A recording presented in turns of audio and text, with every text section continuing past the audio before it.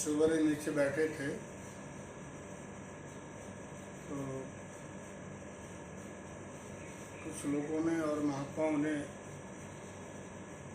मेरे से कुछ पूछना चाहा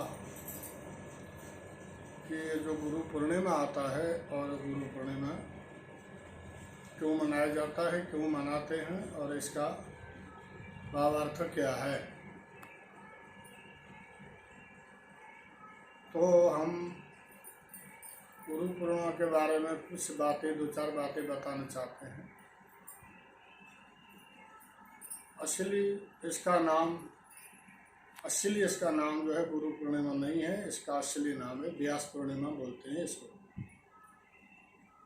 तो इसको जो व्यास पीठ होता है, जैसे कोई कथा प्रवचन करते हैं या हमारे मठ मंदिरों में जो गद्दी होती है, जो आसन होता है, गद्दी होता है, उसको भी व्यास पीठ कहा जाता है और विशेष पीठ है, उसकी विशेष गद्दी होती है। तो विशेष गद्दी जो होती है, इसमें सदगुरु का और देवताओं की कृपा उस गद्दी के ऊपर होता है, इसलिए हम उस गद्दी को नमस्कार करते हैं, नमन करते हैं। कभी अपने गुरु हाजिर नहीं भी है तो हम उस गद्दी को नमस्कार करते हैं। तो इसीलिए इसको हम लोग आम भाषा में कहते हैं गुरु पूर्णिमा। व्यास पूर्णिमा को हम लोग कहते हैं गुरु पूर्णिमा। तो वेदव्यास जी महाराज जो हुए हैं, भगवान विष्णु के अवतार, साक्षात भगवान विष्णु के अवतार माने जाते हैं और विष्णु के अवतार है, जिन्होंने 4 वेद, 18 पुराण और 6 शास्त्रों की रचना की है। ये इतने पुराणों के रचयिता है। ऐसे तो 24 पुराण हैं और मुख्य 18 पुराण है। इसके अलावा और पुराण है, उप पुराण कहा जाता है जिसको कहते हैं कि उप मुख्यमंत्री, उप प्रधानमंत्री कहा जाता है। उप माने उसके नीचे होता है, तो ये कहा जाता है। तो साल में, आम भाषा में साल में इसको गुरु पूर्णिमा बोलते हैं। आम भाषा में इसको गुरु पूर्णिमा कहते हैं। गुरु पूर्णिमा को व्यास पूर्णिमा करके कुछ जानकारी लोग कोई जानते हैं, न तो आम आदमी जानता नहीं है इस बोले विषय में। तो ये गुरु पूर्णिमा साल में आता है। तो गुरु तो 24 होते हैं, 24 गुरु होते हैं। दत्तात्रेय भगवान जी के 24 गुरु थे। शिक्षा गुरु हमारे 1000 हो सकते हैं, 50 हो सकते हैं, क्योंकि माता पिता भी हमारे गुरु के रूप है। माता पिता भी हमारे गुरु है, जिसने जन्म दिया है वो भी हमारे गुरु है। और उसके बाद हम जो पढ़ाई करते हैं, जिसके द्वारा भी हम विद्या प्राप्त करते हैं, कोई भी विद्या हम प्राप्त करते हैं, वो विद्या देने वाला भी गुरु का ही रूप माना जाता है। जिस प्रकार से दत्तात्रेय भगवान जी ब्रह्मा विष्णु महेश के अवतार थे, स्वयं ईश्वर थे, और उन्होंने 24 को उन्होंने गुरु माना है। इनमें से अजिगर जो था उसको भी गुरु माना है, उसके द्वारा भी उनको ज्ञान प्राप्त हुआ है। आकाश को उन्होंने गुरु माना है, धरती को गुरु माना है, और सांप माने अजिगर को गुरु माना है। विश्याएँ जो थी, विश्या को भी उन्होंने गुरु माना है, विश्या के द्वारा भी ज्ञान उनको प्राप्त हुआ है। तो इसलिए उन्होंने कुल मिला करके 24 गुरु, जिनके द्वारा भी उनको ज्ञान मिला है, उन्होंने उनको गुरु माना है। तो गुरु होते हैं तो हमारा जो भी हमको जिसके द्वारा भी ज्ञान शिक्षा प्राप्त करते हैं, तो गुरु के ही रूप माने जाते हैं, गुरु माने जाते हैं। तो शिक्षा गुरु हमारे 1000 हो सकते हैं, जो शिक्षा गुरु 100 हो सकते हैं, लेकिन दीक्षा गुरु जीवन में एक ही होता है। क्योंकि पहला स्थान माता पिता का ही होता है। इसलिए होता है कि माता पिता ने हमको ये शरीर दिया है, ये हमको जन्म दिया है, शरीर दिया है, तो माता पिता भी गुरु के रूप है। और उसके बाद हम अपने गुरु के पास गए, हमने पढ़ा लिखा, शिक्षा ग्रहण की है, शिक्षा प्राप्त हुआ है, वो भी गुरु के ही रूप माने जाते हैं। लेकिन जिसके द्वारा हमने दीक्षा प्राप्त की है, दीक्षा माने हमने मंत्र लिया है, जिसके द्वारा मंत्र लिया है, क्योंकि मंत्र शास्त्रों में कहा गया है कि ओंकार बिंदु संयुक्तम नित्यम ध्यायन्ति योगिनो कामदम मोक्षतम चैव ओंकाराय नमो नमः। तो ये ओम लगा हुआ मंत्र, हम ओम लगा करके जिस मंत्र का जप करते हैं, जिस मंत्र का श्रद्धा के साथ हम उसकी उपासना करते हैं, जप करते हैं, तप करते हैं, भजन करते हैं, तो ओंकार बिंदु, तो आकार, उकार, मकार, नाद, चंद्र बिंदु, तो ये होते हैं। तो ओम लगा करके हम जिस मंत्र का जप करते हैं, चाहे हमको मंत्र गुरु ने कुछ भी दिया हो, ओम नमः शिवाय का मंत्र दिया हो, चाहे ओम नमो भगवते वासुदेवाय का मंत्र दिया हो, चाहे ओम ऐं ह्रीं क्लीं चामुंडाय विच्चे, या ओम नमो भगवते वासुदेवाय, या कोई भी, या गंगा के मंत्र हो, महागंगे च विद्महे भागीरथी गंगा च धीमहि तन्नो गंगा प्रचोदयात्। ये सब हम जिसके द्वारा कोई भी मंत्र हमको प्राप्त होता है, जिस गुरु ने हमको बताया कि भाई इस मंत्र का जप करना, उपासना करना, ऐ करके उनको जो कान फूंक करके उनको जो मंत्र देते, दीक्षा जो देते हैं, हमारा दीक्षा गुरु एक होते हैं। दीक्षा गुरु दो कभी नहीं हो सकते हैं, एक होते हैं। जो भी व्यक्ति अपने गुरु धारण कर, लोग तो कहते हैं गुरु बनाए, हम लोग गुरु बनाया, गुरु बनाए नहीं जाते हैं, गुरु स्वयं पहले बने होते हैं, गुरु धारण किया जाता है।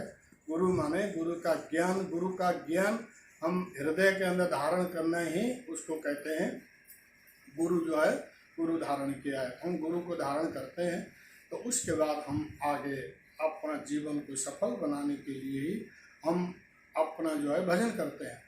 रही कि भाई भजन करने से, जप करने से, तप करने से हमको सुख शांति मिलेगा, धन की प्राप्त होगी, ये होगी, ऐसा नहीं है। ये सुख और दुख ये हमारे पूर्व जन्म के कर्म का खेल है। कोई भी व्यक्ति मान लो कोई अमीर आदमी है, धनी आदमी है, पैसे वाला है, सब कुछ परिवार में संपन्न है, लेकिन एक एक महीना, दो दो महीना कोमा में पड़ा हुआ है, अस्पताल में कोमा में पड़ा हुआ है।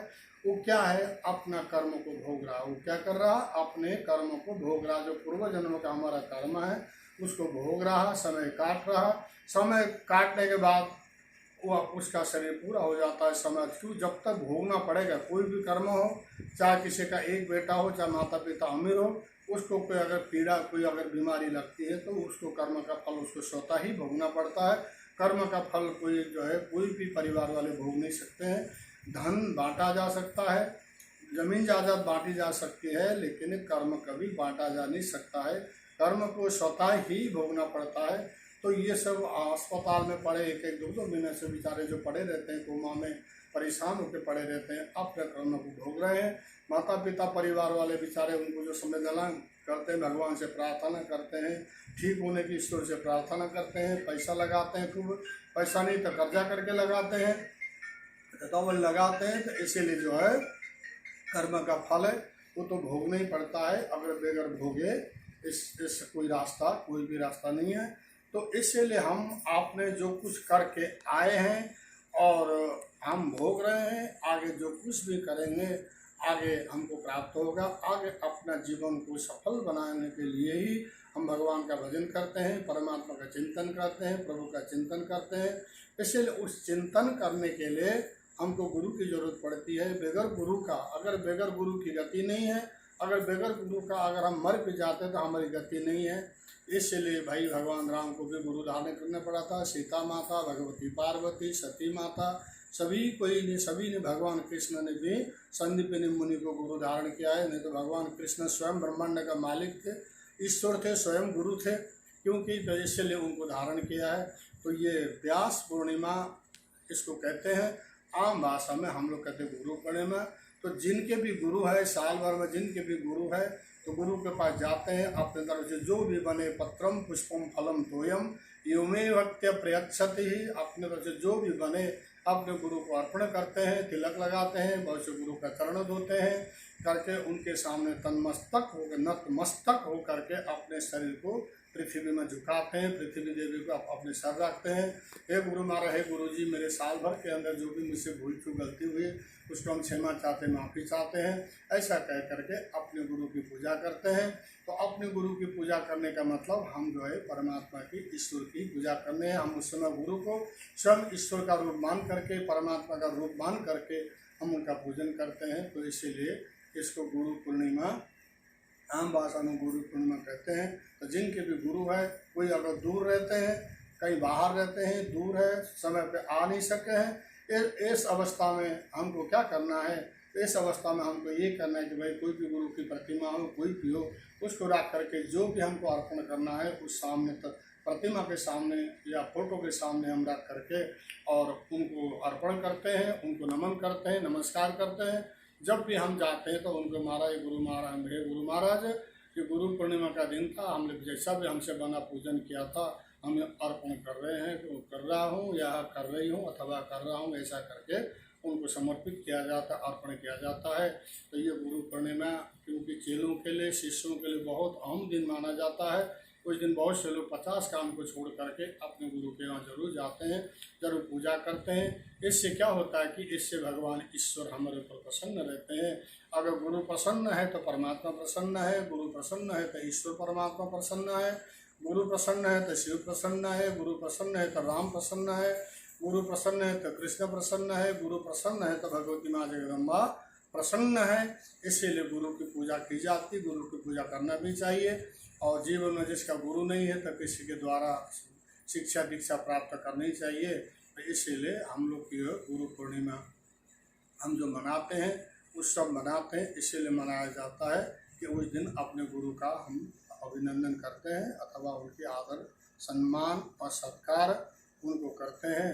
तो इसीलिए अपने गुरु के प्रति कभी भी कोई सी बातें नहीं सोचना चाहिए, न ऐसे गलत शब्द का प्रयोग करना चाहिए कभी भी, क्योंकि गुरु तो गुरु होते हैं। अगर भाई अब मान लो भाई गुरु ब्रह्मा गुरु विष्णु गुरुदेवो महेश्वर गुरु साक्षात परम ब्रह्मा तस्मै श्री गुरवे नमः, तो क्या है कि भाई गुरु ब्रह्मा गुरु विष्णु वो तो इंसान है, जैसे आप है ऐसे ऊपर इंसान है, लेकिन हम उस ब्रह्मा के रूप में, विष्णु के रूप में, शिव के रूप में देखते हैं, इसलिए उनको ईश्वर के रूप में अपने गुरु को देखते हैं।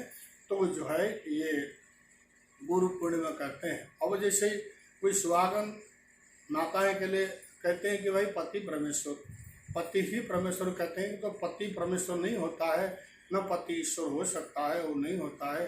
परमेश्वर का माने ईश्वर है, परमात्मा है, भगवान है, स्वयं नारायण है, शिव है। क्योंकि भाई परमेश्वर माने पति माने परमेश्वर, पति का अर्थ होता परमेश्वर।